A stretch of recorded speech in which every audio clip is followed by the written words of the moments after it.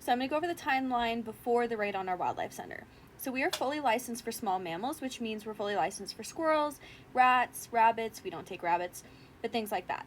So we are, for the past year, we have been provisionally licensed for medium mammals, which means we're in training under another wildlife rehabber who's overseeing us for medium mammals. So this is your raccoons, foxes, porcupines, things like that. Bobcats and coyotes are under this, but we're not licensed for those because we're in the city. So we've been working with our sponsor, learning how to do raccoons and things like that. Well, this year, issues started happening in about April or March. I need to go look exactly when to find out. But it all started because we were called on a family of foxes. Now, we were called on these because we were told that the mom fox was hit by a car.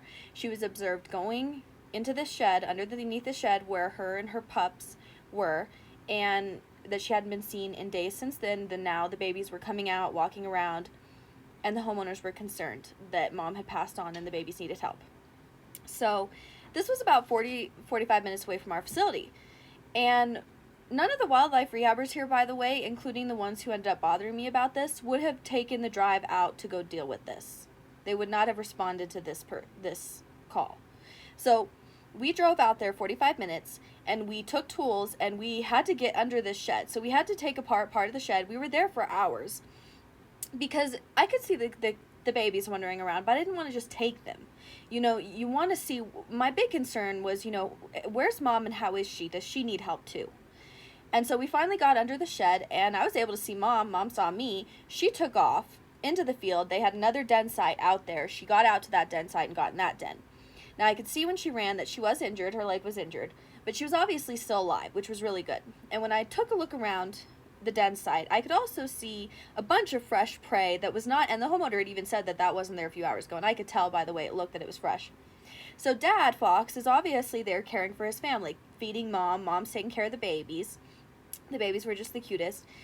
I was in touch with my sponsor because mom was still so mobile, and she took off down. We were out in Peyton, out of East. She took off across their pasture in this field to her other den site and went underground. I was not going to get her. So I talked to our sponsor, and we decided that, okay, let's keep an eye on this situation, keep an eye on mom, the babies, see if they're doing okay, and just leave them be. And if mom gets worse, then we could talk about maybe bringing her in for rehab and getting further care. But in the meantime, we were like, let's just leave this. So we made a post on our social media about going out to deal with the fox call before we had decided what we were doing. It was just about, hey, we're going out on fox call, and we just posted about it. Well, another licensed rehabber, who by the way was not our sponsor and denied sponsoring us, Sarah Heckthorn, she's a licensed wildlife rehabber. She's been a licensed wildlife rehabber in Colorado for decades, probably about 30 years. And she texted me and said, you don't have the setup, the caging, the training for foxes, so transfer them to me. So we're in the process to get fully licensed for foxes. At this point, we're in the provisional phase where we're learning. And so I immediately messaged our sponsor, and I told her what Sarah had said to me. And she also went and said this on our Facebook page, which is slanderous in my opinion, because it's not true. And I reached out to our sponsor, and I said, hey, this is what Sarah has said. What do you think? Do you want us to transfer the foxes? Are there any changes you want me to make? Are there any upgrades on our cage? Anything that I could do to make you more comfortable? And our sponsor was like, no, I don't want you to transfer. That's against the whole point of learning. How would you learn to care for these animals if you're just going to transfer them all the time? What's the point of that? So anyway, we basically just told her that we don't even have these baby foxes. They were left with the mom. The mom was still alive. She didn't actually pass away. And they're fine. We're just keeping an eye on the situation. Well, Sarah got it in her head that we were just lying and that we actually did have these foxes. And so she went on this massive harassment campaign. Sarah got her provisional Bill Main, who's another wildlife rehabber in Colorado Springs, to call my sponsor, Deborah, multiple different times. She also enlisted other rehabbers across the state. By the way, none of these rehabbers have been to my facility. They've never seen our caging. None of that. Some of these rehabbers calling my sponsor were like 6 hours away and have never even talked to me, but they had pages of emails about how horrible I am to write to her. And during all this, I mean, Bill was calling my sponsor multiple times, just trashing me, telling her how terrible I am. These other rehabbers are telling her how terrible I am, making up stuff, saying I'm in random lawsuits, that I'm an animal hoarder, just the most horrible things that you could pretty much think possible. They went on a slander campaign, essentially, to my wildlife sponsor, trying to get her to drop me. And if she dropped me, I would have to give up my medium mammal license, and I would have to give up all the medium mammals I had, which was the raccoons, and then I had baby foxes, and then by that time we had a baby porcupine in and stuff like that. So, you know, and throughout this, Sarah is demanding that I transfer my foxes to her, and then we're also getting other rehabbers who then want my other medium mammals, like our porcupine, transferred to them too.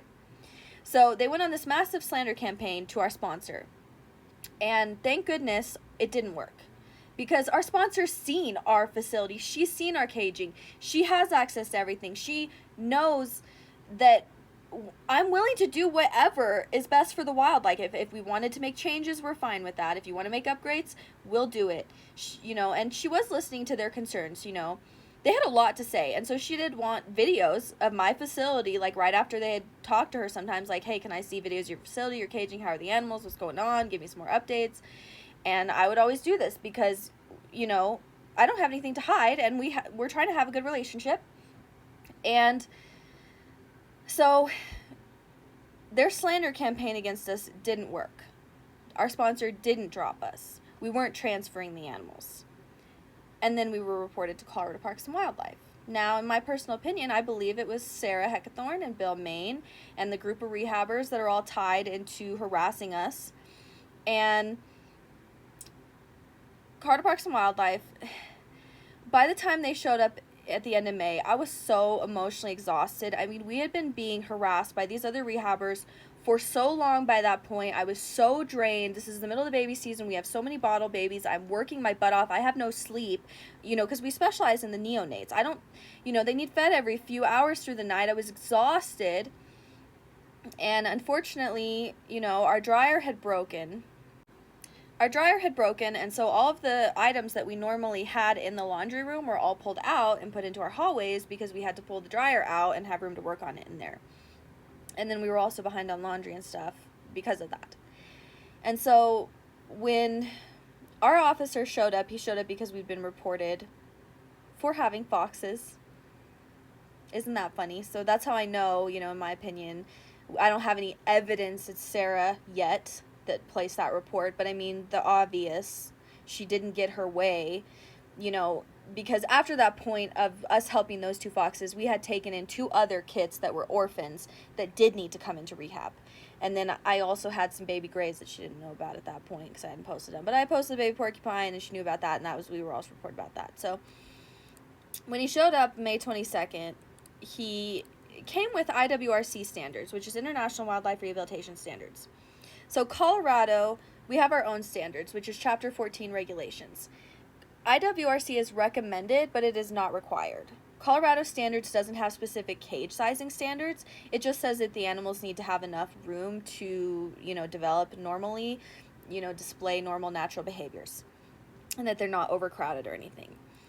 But he came with IWRC, which I found odd because we've been open for 7 years, you know, and they've never required IWRC, never came at us with those standards before. My stupid self said to the officer, I was like, IWRC isn't required here. None of our squirrel cages are IWRC standard. We'll see how that's important later. So when he showed up, he was concerned about the foxes and the porcupine. So at this point, we had only had the porcupine 2 days. And actually, the homeowners had thought she'd been laying in their yard for days, and they thought she was already passed away until she stuck their dog, and then they realized, oh my gosh, this is a baby porcupine that's slowly passing away in our yard. And they called everybody for help, and guess who wouldn't help them? Colorado Parks and Wildlife doesn't go out and help wildlife. The other wildlife rehabbers here will not go pick out wildlife. So my facility, I got in my car and I drove out almost an hour, then had to go into their back field and hike up to go get this baby because they're afraid to touch her, understandably. She's a porcupine. And I had to get her, and we brought her back to our facility. And so this time, it had only been 2 days, and she's still getting critical care because she was covered in bugs. She was extremely dehydrated, underweight, barely alive. Lucky she survived. So We had her in a small, about 20-gallon enclosure, which actually, on that note, when he came with IWRC has multiple standards. So it has neonate standards, it has juvenile nursing, pre-weaned, then it has outdoor juveniles, then it has adults, and then it has injured adults. So there's like multiple different cage sizes. Now, if you're just looking at babies, there's 3 different cage size recommendations per age for IWRC, which again, we're not required.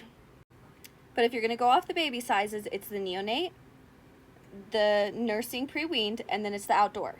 At this stage, for the porcupine, she was a neonate. She had her umbilical cord still attached. She was a newborn. She was at a newborn weight. And we specialize in neonates, by the way. That's what our facility is known for. He shows up with IWRC standards, and he only has juvenile pre-nursing, pre-weaned, and outdoor juveniles. He does not have neonate standards with him. He proceeds to tell me he cannot tell the age of the porcupine, and proceeds to tell me that she needs to be in a larger enclosure. And I explained that, she's in critical care. And no, I don't know, it doesn't matter. He wants her in a larger enclosure. It didn't matter if it messed with her health or anything like that. Same with the foxes. The foxes were in 2 separate cages. One was in a double ferret nation, which these are baby foxes, okay? They're not adults.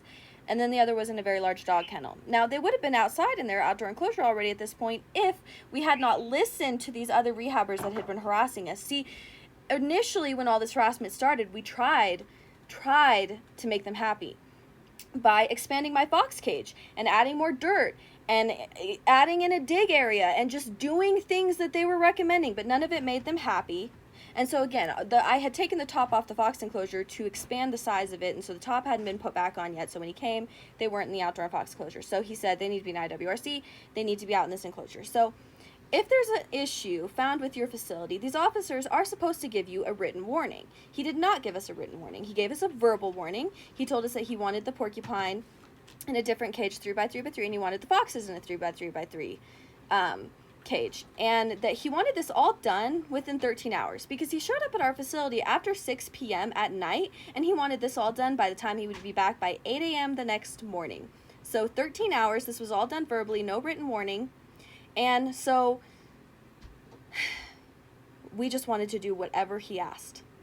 So we immediately, as soon as he left, I finished the top of the fox enclosure, and we moved the porcupine even though she was little and struggling, and I was worried about it affecting her rehab. Special licensing wasn't listening to us. I got her in a bigger cage. I was willing to do whatever they asked.